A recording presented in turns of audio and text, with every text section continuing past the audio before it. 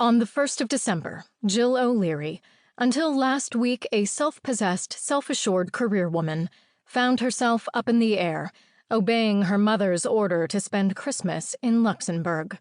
Luxembourg, her co-worker Amita Patel had squealed late Friday afternoon, as Jill shoved her laptop into her bag with hands that would not stop trembling. I am so jealous. Forests, and mountains of snow, and probably a tall, dark, handsome prince looking for a normal American girl.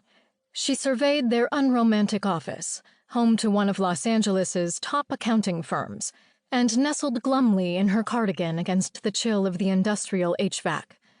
And I'm stuck here in LA again and not doing anything for Christmas like the good little Hindu I am. Luxembourg, Ohio, said Jill, hoping her voice sounded wry and not bitter, where it rarely snows in December. We should trade places. I've spent the past 12 years avoiding family Christmas like the bad little Catholic I am. Is Ohio your home? Amita lit up. Over Thanksgiving, I saw a Christmas movie set in a small town in Ohio, where the girl had to save her family's business by teaming up with the hot competitor, and he caught her when she fell off a ladder, and they got everyone to come together to fix up the old downtown, and then it snowed, and they lived happily ever after. She sighed with a wistful glance from the 19th-story window down at the palm trees along Figueroa Street. That kind of feel-good fluff makes me hate the world, Jill snapped, zipping her bag with unnecessary force. My home is here. I'm from Luxembourg. It's the kind of hick town you leave as soon as you're 18, if you're lucky. Amita looked at her curiously. If it upsets you so much, why go back? Suddenly, Jill was sitting down, with her ears ringing and Amita gently slapping her cheeks. The tremors she had been fighting off ever since her phone rang now gripped all her muscles. Or maybe it was just that she was trying so hard not to laugh. Because my mother told me to. That's funny, isn't it? Girl, I have an Indian mother, Amita murmured, kneading some life back into Jill's clammy hands. You don't have to tell me. You think you're grown up. Jill could hear herself devolving into babble, but she couldn't stop herself. You think after living on your own for 12 years you can do what you want with your life, and then you find yourself sitting up and begging when Mother tells you to. Amita eyed her with concern. Are you all right?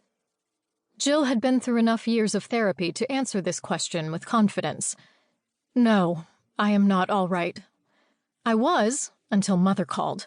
I was so proud of myself for keeping it together since Daddy died. I thought I was grieving so sensibly. I wasn't sensible. I was numb. And now I'm not numb anymore. Cut yourself some slack, Amita said gently. Your dad only died 4 months ago. Only, said Jill, not trying to hide the bitterness anymore. That's not what my mother said today. She told me what an eternity it has been since I'd bothered to check on her. I could use your help, Jillian, if you could deign to come home for more than the 2 days it took to bury Daddy. I felt sick just seeing her name on my phone. Even the sound of her voice made me want to throw something, just like the good old days. It was a testament to the persona Jill had built over the last 12 years that Amita should find this so incredible. This is a side of you I've never seen. This time Jill did laugh hysterically. I don't want people to see this side of me. Not a happy home life, then? Amita ventured. I loved my dad a lot, said Jill, choking on the words. But I made his life harder because I was always fighting with Mother. She stood up and smoothed her hair and clothes, trying to regain some semblance of her lost dignity. I swore to myself after his funeral that I'd never go back again. And here I am, crawling home the first time Mother gives an order. Amita picked up Jill's bag as well as her own.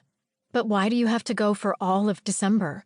Why not just fly in for Christmas and get out as soon as you can? No one would blame you. Mother would, said Jill darkly. How fortunate for her that she raised a certified public accountant. Didn't I tell you? I'm going home to save the family business.